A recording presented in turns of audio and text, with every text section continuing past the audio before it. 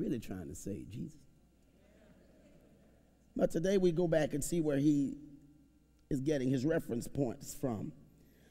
In 1 Kings, there's this young boy, his name is Solomon, and his position is really similar to the prodigal son at the beginning of the parable. And like the prodigal son, the young king had been given an inheritance that he didn't have the maturity to manage. He has been given the job of being the king. He's not old enough to be a king. But it's his. It's his kingdom. I got all this stuff.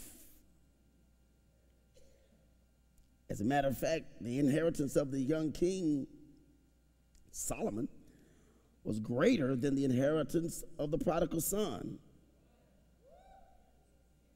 What? Yeah, see, we are the only ones who decided that the prodigal son got a lot of stuff. It never told us how much it was. It just said he inherited it and wasted it. See, can I tell you something? You might have your eyes on somebody that you think has just inherited a lot. What you already have is more than they're going to inherit.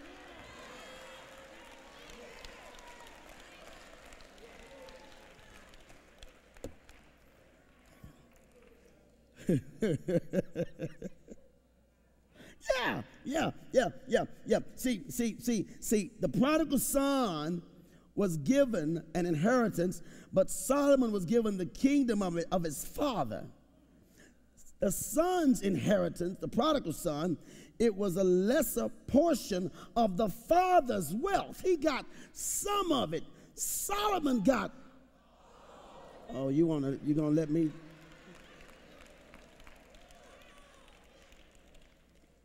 And even though the inheritance of the prodigal son was less than that, really, of Solomon, what the prodigal son received was still, even though it wasn't a bunch, turn to somebody, look him in the face and say, it was still enough to waste.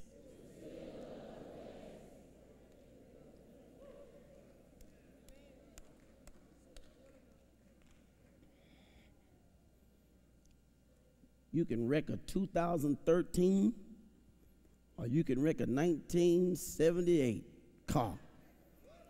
At the end of the wreck, you still walking. Chances are if you got that 13, you got some insurance that'll get you at least a rental car. But at the point of impact, the fact is both of them were wrecked. Is this blessing you yet? Now, it's true that we don't all start off with the same resources. We don't all start off with the same inheritance. Some of us start off with a less dysfunctional family than others.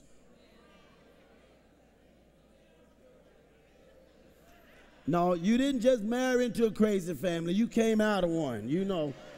You didn't get adopted by a crazy family. You were brought here by one.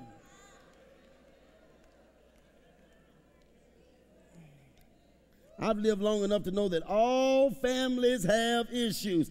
It amazes me how some of you try to act like you have this tremendously strong family, and if you look close enough, y'all just as crazy as the folk that ain't on TV.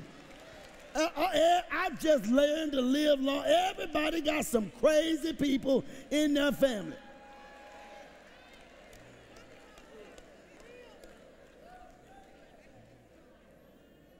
You got some alcoholics. I've told you before, you got some dope smokers. You got some thugs. You got some lesbians and homosexuals and bisexuals and TBTIGIFs. I don't know all the letters. You know what I'm talking about. You got poor people. You got educated people. You got people that play like they went to school and never showed up to a class. You got people that can't get driver's license. You got people that got license and no cars. Been having license and no car. Been having cars but no license. You got people that got houses but don't pay no bills. You got people that got bills and don't have any houses. You got people in your families that always have a light bill but don't have no lights ever, and they're always getting money. You got people that have been in fires, that start fires, mess with kids, never grow up. All kind of folk in your family. Folk in your family always got some kind of remedy for something, always sick. Always got some organic for you to do to your head, and their hair is coming out in patches. Always got some way for you to lose weight, and they can't get theirs under control. All kind of folk in your family. Always trying to sing and can't carry a note if it was stapled on their back. Always got a solution for you, but can't even think how to lay down in a bed. Always talking about something that's not smelling well, but never take a shower. We got them all in our families.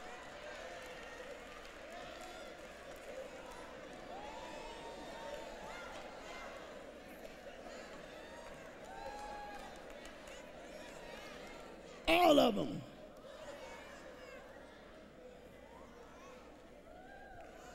You wishing you were part of somebody else's family. You couldn't stay in there with those people a total week. They only act right when you go visit them. You tell me, I wish my family was like that. I wish you knew what they would do when you weren't around.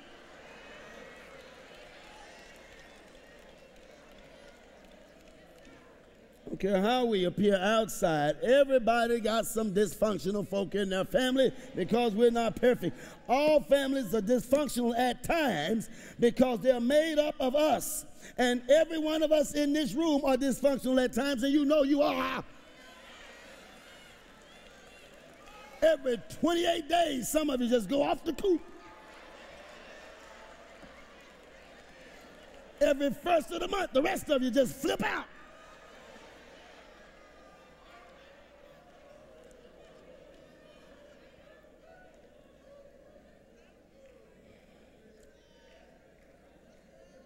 Some families, though, are off the chart when it comes to dysfunction.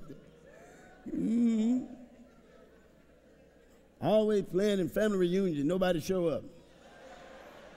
Y'all got 6 or 7 of them going on in the same city. Just some of us come from families that are saved and Bible-based families. Some people don't. You go to a family that never go to church. They go to church in their mind and in their heart. God knows their heart. And they know it's church songs, and they'll bust out singing 1 or 2 of them.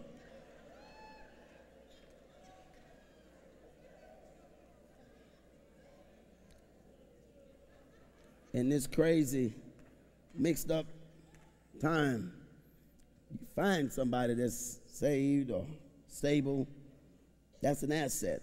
But some of us start off with certain advantages based upon race, certain advantages based upon gender, according to the society or the culture that we live in. Some of us start off with more financial advantages than others. Some of us start out with greater physical challenges. We will have different challenges pursuing our visions for God. And we'll operate on different timetables. Some of us will blossom later than others. My point is, we all have challenges. We all have challenges, whether your inheritance is greater or less than.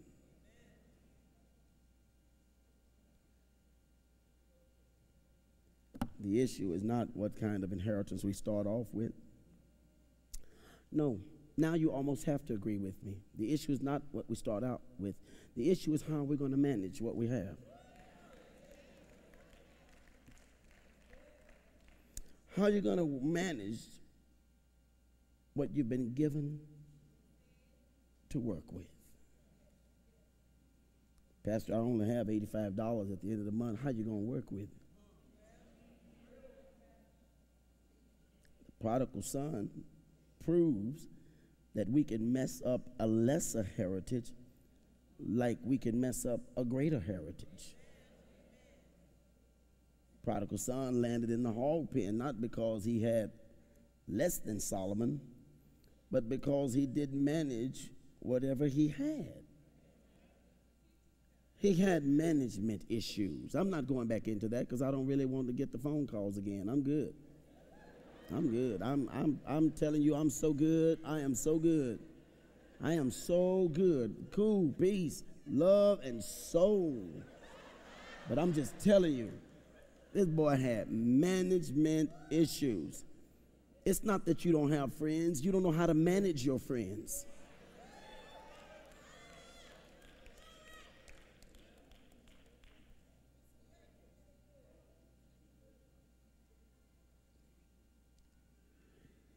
His problem was not the money, but it was the management.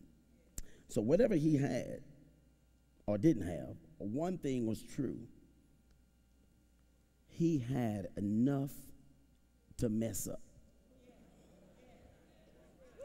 Okay, now y'all, no, get ready because we're going to school tonight. Now we're already, class has already started, I think. He had enough to mess up. See, some of you are waiting to get a whole bunch so everybody can hear when you fall. Whatever you have now is enough. You know what's funny? You know what's funny? I can't stand people to touch my head. You know how sometimes kids be playing with your head and I go, hey. And people just do just like you did. Just like, what is he doing? You don't have hair. I got enough to mess up. And you ain't seen a mess till you see a person with a few hairs sticking out. Oh, that's oh yeah. Now some of you with long hair, oh, you can pull it all back and, you know, but those of us with a little bit, oh. Let the wind blow. Let the wind blow. Watch how we walk. What are we doing like this for? What you doing? Because even though you don't have a lot, you have enough to what? I don't know how many witnesses I have in here tonight. I don't know how many of you will do that, you know. Some of you go get your hair cut so you can say, well, I just want to make it so that I can manage it. And then I don't care what size you get it cut. What size? I don't know if that fits or not. I don't know what style you get it cut. You still manage to have enough to mess up.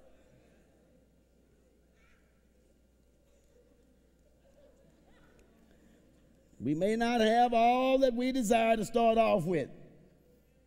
But if you're taking notes tonight, write this down. There are 3 things that are for sure. And I said, we may not have all that we desire to start off with, but 3 things are sure. First, you got to remember this. If you've never thought of it before, you have something to work with. Well, I'm not saying I got this, and you don't know what I'm at. Hey, listen, you have something to work with. Number 2, you have enough to mess up.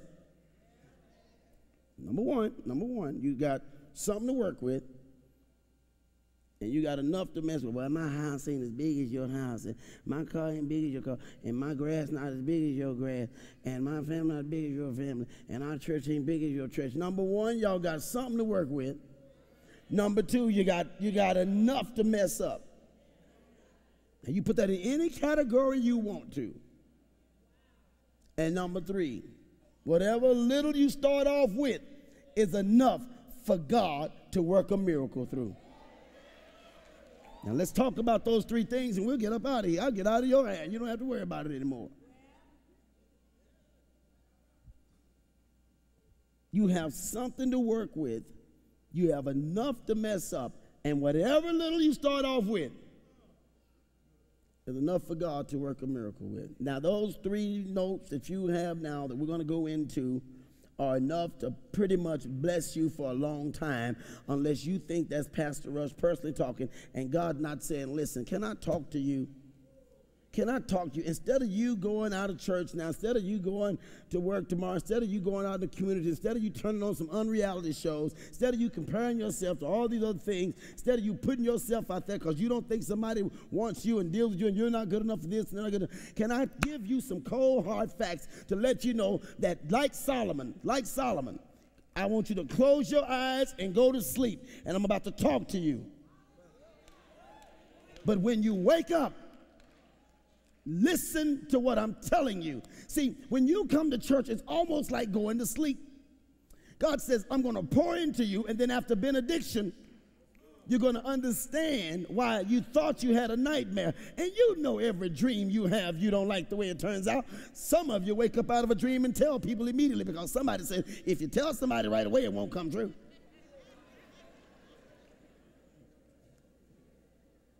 Sometimes your dreams are horrible because while you're asleep, your subconscious mind starts to talk to you about all the things that troubled you, and Satan starts to deal with you to let you know that all of your efforts and all of your prayers and all of your thoughts are no good. And so when he's taunting you because you're not spending time in letting God teach you, then Satan taunting you will tell you what Satan is doing in your life instead of what God. See, you're looking at your lack instead of your blessing.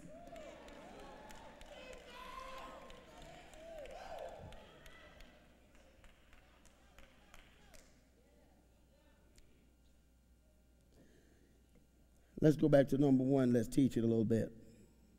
We all have something to work with. Can we start with that? We wouldn't even be here right now if God did not give us something to work with.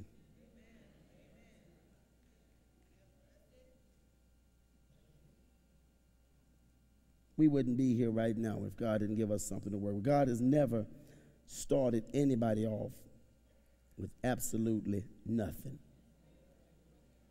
And when we think about where some of us started and what we had to come through, the only explanation